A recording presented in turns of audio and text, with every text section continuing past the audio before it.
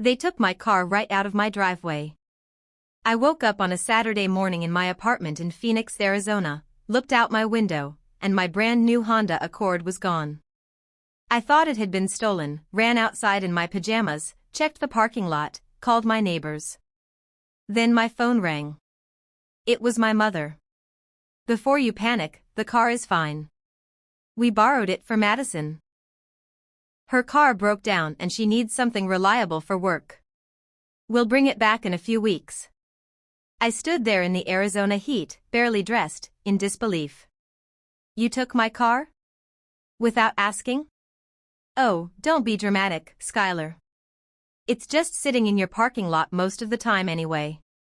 Madison needs it more than you do right now. Family helps family." I'd bought that car 3 months ago with money I'd saved for 2 years working double shifts at Banner Health Hospital. It was the first major purchase I'd ever made on my own. The title was in my name. The insurance was in my name through State Farm. The loan payment of $380 came from my Chase account every month. And my parents had just driven it to Mesa like it belonged to them. "Bring it back right now," I said, my voice shaking. "Or what?" my mother laughed. "You're going to call the police on your own parents? Don't be ridiculous. We'll return it when Madison doesn't need it anymore. Stop being selfish." She hung up. I stood there for a full minute, staring at my phone in the brutal morning sun. Then I did exactly what she thought I wouldn't do. I called 911. And what happened next tore my family apart in ways none of them saw coming. Because my parents didn't just take my car that day. They made the biggest mistake of their lives. My name is Skylar, and I'm 26 years old. I work as a registered nurse at Banner Health Hospital in Phoenix, pulling 12-hour shifts in the emergency department. The work is exhausting, but I love it. I make $68,000 a year, which isn't rich, but it's enough to live independently and build a life. My younger sister Madison, 23, is the complete opposite of me. She's never held a job for more than 6 months, still lives with our parents in their house in Mesa, and has a new crisis every other week. Our parents have always enabled her, bailing her out of every situation while I was expected to handle my own problems. 3 months ago, I bought my first new car. A 2024 Honda Accord in silver. I'd been driving a 2009 Toyota Corolla that was literally held together with duct tape and prayers. I'd saved $6,000 for a down payment, working extra shifts, skipping vacations, living on a tight budget. The monthly payment was $380, and I was so proud every time I made it. That car represented independence. Freedom. The first major thing I'd accomplished completely on my own. My parents had come to see it the week I bought it. My mother walked around it, nodding. "Nice. Must be expensive." "It's manageable," I said. "I budgeted for it." Madison rolled her eyes. "Must be nice to have money to blow on a fancy new car." "I worked for it, Madison. You could do the same. Not everyone wants to kill themselves working like you do, Skylar." My father changed the subject, and we went inside. But I'd noticed Madison looking at my car with something I couldn't quite identify. Envy, maybe. Or entitlement. The Saturday it disappeared started like any other. I'd worked Friday night, got home around 7 a.m., showered, and fell into bed. I woke up around 11 a.m., made coffee, and looked out my second-floor apartment window to check the weather. My parking spot was empty. My first thought was that I'd parked somewhere else and forgotten. But no, I remembered clearly parking in my assigned spot number 2B when I got home. Panic set in. I threw on sweatpants and a t-shirt, ran downstairs, and searched the entire parking lot of my apartment complex on East Camelback Road. Nothing. My car was gone. I asked my neighbor, Mr. Rodriguez, if he'd seen anything. "Yeah, actually," he said. "Around 9 o'clock this morning, I saw an older couple get into your car and drive away. I figured you'd lent it to them." My stomach dropped. "What did they look like?" Older white couple, maybe early 60s? The woman had blonde hair. My parents. I ran back to my apartment and called my mother. She answered on the third ring, sounding cheerful. Skylar, good morning. Where's my car? Oh, right. I was going to call you. We borrowed it for Madison. You what? Madison's car finally died. That old Nissan was on its last legs anyway. She needs something reliable for work, and your car was just sitting there, so we thought we'd help her out. I couldn't breathe. You took my car without asking me? Before you panic, it's fine. We used the spare key you gave us for emergencies. We'll bring it back in a few weeks once Madison figures out her car situation. That spare key was for emergencies. This isn't an emergency. That's my car. Oh, don't be dramatic, Skylar. It's just sitting in your parking lot most of the time anyway.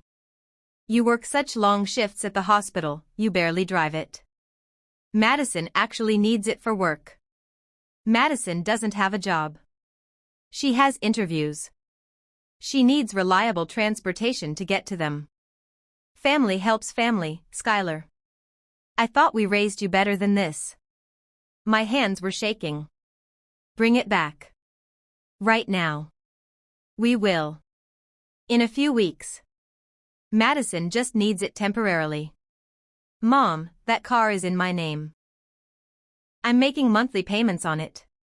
You can't just take it. We didn't take it. We borrowed it. There's a difference. You're being incredibly selfish right now. Your sister is struggling, and you can't even let her use your car for a little while? She can rent a car. Or use Uber. Or get a job and buy her own car. You know she can't afford that. Stop being cruel. Bring my car back right now, or I'm calling the police. My mother laughed. Actually laughed. You're going to call the police on your own parents? Don't be ridiculous, Skylar. We're family. We'll return it when Madison doesn't need it anymore. Stop being so selfish and dramatic. She hung up. I stood in my apartment, staring at my phone. My mother had just admitted to taking my car without permission and refused to return it. That was theft. Actual theft. I pulled up my insurance information. State Farm. The policy was in my name only. My parents weren't authorized drivers. If Madison got in an accident, I'd be liable. I pulled up my auto loan information from Chase Bank. I owed $24,800 on a car I no longer had possession of. If it got damaged or totaled, I was responsible. I thought about just letting it go. Waiting for them to return it. Keeping the peace like I always did. Then I thought about every other time I'd let things go. Every boundary they'd crossed. Every time Madison got everything while I got nothing.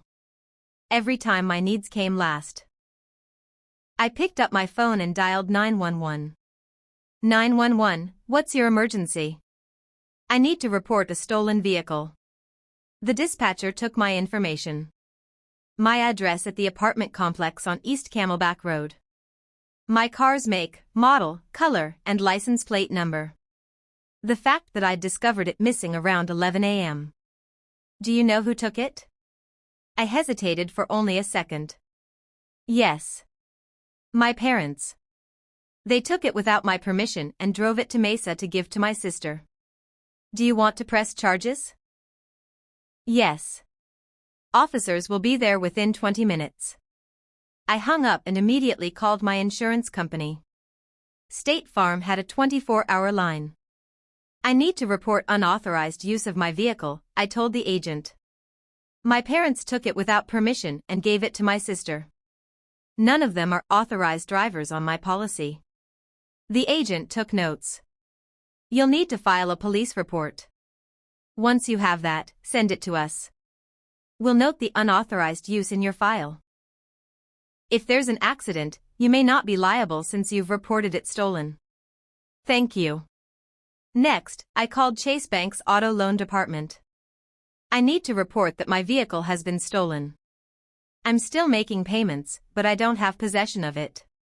They noted it in my account and advised me to get the police report number. 20 minutes later, 2 Phoenix police officers knocked on my door. Officer Martinez and Officer Chen, both professional and calm. You reported a stolen vehicle? Yes. My 2024 Honda Accord. My parents took it this morning without my permission. Officer Martinez took notes. Your parents have a key? I gave them a spare for emergencies. They used it to take my car while I was sleeping. Where is the vehicle now? Mesa. At my parents' house. They took it to give to my sister. Do you want to press charges? I took a breath. Yes. Are you sure? This is your parents. I'm sure. They stole my car. The title is in my name, the insurance is in my name, the loan is in my name. They had no right to take it. Officer Chen nodded. We'll need to go to Mesa to recover the vehicle. Would you like to come with us, or would you prefer we bring it back to you? I'll come. The drive to Mesa took 30 minutes.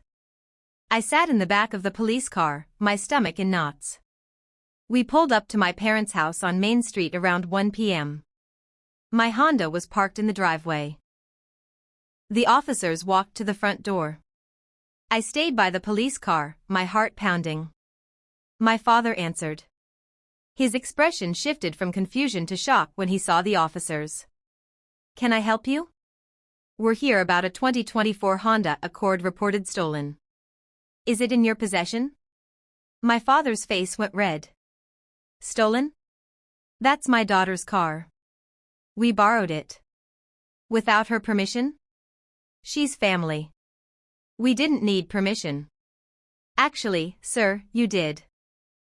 The vehicle is registered to Skylar Williams, and she's reported it as stolen. We need the keys. My mother appeared behind my father. This is ridiculous. Skylar, tell them this is a misunderstanding. I stepped forward. It's not a misunderstanding. You took my car without asking. I want it back. You called the cops on us, my mother's voice was shrill. On your own parents?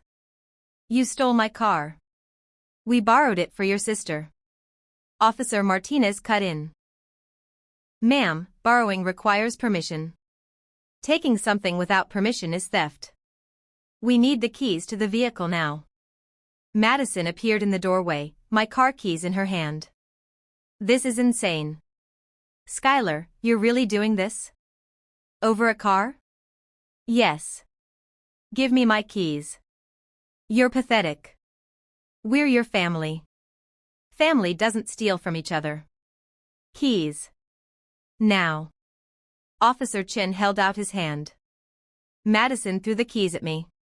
They hit my chest and fell to the ground. I picked them up, walked to my car, and got in. It smelled like Madison's perfume. Fast food wrappers littered the passenger seat. The gas tank that I'd filled 2 days ago was nearly empty. I started the engine and followed the police car back to Phoenix. Back at my apartment, Officer Martinez gave me the police report number. You'll need this for your insurance company and bank. We've documented everything. Your parents could face charges for unauthorized use of a vehicle. Will they actually be charged? That's up to the prosecutor. But you have a solid case if you choose to pursue it. After they left, I sat in my car in the parking lot. My phone started buzzing. Messages pouring in. From my mother, I can't believe you called the police on us. Your own parents. You've destroyed this family. From my father, you're making a huge mistake. Family doesn't treat each other this way. From Madison, you're a selfish bitch. I hope you're happy ruining everyone's lives over a stupid car. I blocked all 3 numbers. Then I called a locksmith. Within 2 hours, I had new locks on my apartment door. The spare key my parents had was now useless. That evening, my Aunt Carol called. My mother's sister. Skylar, what happened? Your mother called me crying, saying you had her arrested. She wasn't arrested. The police just recovered my stolen car. Stolen? Your mother said they borrowed it. Without asking. While I was asleep. Then refused to return it. There was a pause. She said they were just helping Madison. By taking my property without permission? That's theft, Aunt Carol. But they're your parents. Couldn't you have just let Madison use it? No. It's my car. I'm paying $380 a month for it. If Madison wanted a car, she should get a job and buy one. Your mother is devastated. Good. Maybe she'll think twice before stealing from people. My aunt sighed. I don't know what to say. This is going to cause a lot of family problems. They caused the problems when they took my car. Over the next week, the family drama escalated. My parents tried everything to make me the villain. They posted on Facebook about how their ungrateful daughter had called the police on them over a simple misunderstanding. The post made it sound like they'd borrowed my car for an hour and I'd overreacted. I commented with the truth. You took my car without permission while I was sleeping, drove it to Mesa, gave it to Madison, and refused to return it. That's not a misunderstanding. That's theft. The post was deleted within an hour. My extended family split into camps. Some supported me, saying my parents had crossed a line. Others thought I was cruel for involving the police. My cousin texted, "Family doesn't call cops on family." I replied, "Family doesn't steal from family." But here we are. 2 weeks after the incident, I got a call from the Maricopa County Attorney's Office. They were considering pressing charges against my parents for unauthorized use of a vehicle. "We have your police report and the officer's statements. Do you want to pursue criminal charges?" I thought about it for a long time. Criminal charges meant court, lawyers, possible jail time for my parents. It meant permanently burning bridges. But they'd stolen my car. Refused to return it. Tried to make me the villain. Turned family against me. "Yes," I said. "I want to pursue charges." "Understood. We'll be in touch." 3 weeks after taking my car back, my parents received summons to appear in court. The charge, unauthorized use of a vehicle, a Class 5 felony in Arizona. My mother called from an unknown number, which I accidentally answered. "Skylar, please. You have to drop these charges. Your father could go to jail." "You should have thought about that before you stole my car." "We didn't steal it. We borrowed it." "No, Mom. Stealing is taking something without permission." "That's exactly what you did." "Please. We'll do anything. We'll pay you. We'll apologize. Just drop the charges." "No. You're going to send your own father to jail over a car?" "I'm holding him accountable for theft. That's his consequence, not my action." "You've changed. You used to be such a sweet girl." "I used to be a doormat. There's a difference." She hung up. The court date was set for June. I hired a lawyer just to be safe, a woman named Rebecca Thornton who specialized in property crimes. "You have a strong case," she told me in her office in downtown Phoenix. "Police report, witness statements, documented refusal to return the vehicle. The defense will try to paint this as a family dispute, but legally, it's theft. What will happen to them? Best case for them, probation and restitution. Worst case, jail time, though that's unlikely for a first offense. Most likely, they'll plead down to a misdemeanor and get probation." The hearing was on a Wednesday morning at the Maricopa County Superior Court. I took the day off work. My parents showed up with their own lawyer, a man in an expensive suit who looked like he wanted to be anywhere else. The prosecutor presented the case. The police report. My testimony. Officer Martinez's statement. The timeline of events. My parents' lawyer argued it was a family misunderstanding. That my parents had believed they had implied permission to use the car. That pressing charges was vindictive and disproportionate. The judge, a woman in her 50s named Judge Patricia Reeves, listened to both sides. Then she spoke directly to my parents. Mr. and Mrs. Williams, I've reviewed this case carefully. Regardless of your relationship to the defendant, you took her vehicle without explicit permission. You used a key given to you for emergencies to access and remove her property. When confronted, you refused to return it. That constitutes unauthorized use of a vehicle under Arizona law. My father started to speak, but the judge held up her hand. I understand the impulse to help your other daughter. But you don't have the right to take someone else's property to do so, even if that person is your child. Your daughter is an adult. Her vehicle is her property. You violated that. She looked down at her notes. I'm sentencing you both to 2 years of probation and 100 hours of community service. You'll also pay restitution to your daughter for the fuel used and any damage to the vehicle. If you violate probation, you will face jail time. Do you understand? My parents nodded, both looking pale. This court is adjourned.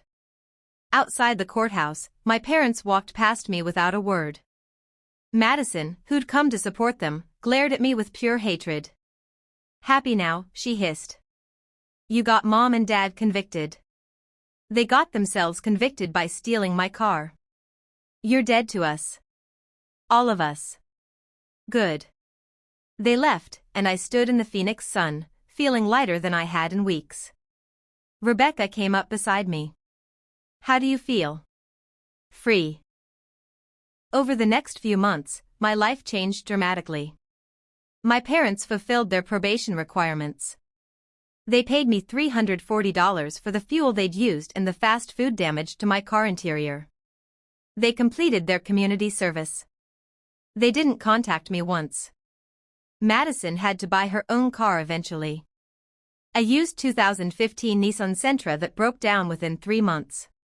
She actually got a steady job at Target to afford the repairs. My extended family gradually accepted what had happened. My Aunt Carol apologized for initially taking my parents' side. I didn't understand how serious it was, she said over coffee at a Starbucks on Indian School Road. I thought you were overreacting. But they really did steal from you. I'm sorry I didn't support you. Thank you for saying that. How are you doing? Honestly? Better than ever. I set a boundary and stuck to it. It cost me my relationship with my parents, but I got my self-respect back. 6 months after the court case, I got a letter in the mail. From my father. Skylar. I've had a lot of time to think about what happened. Your mother and I were wrong. We treated your property like it was ours to use. We disregarded your autonomy and your hard work. We enabled Madison instead of pushing her to stand on her own. The probation and community service were humbling. We had to explain to people why we were there. It was embarrassing. But it was deserved. I don't expect you to forgive us. I don't expect a relationship. I just wanted you to know that we understand now. You were right to hold us accountable. I'm proud of the person you've become, even if I didn't support you the way I should have. Take care of yourself. Dad. I read it twice, then put it in a drawer.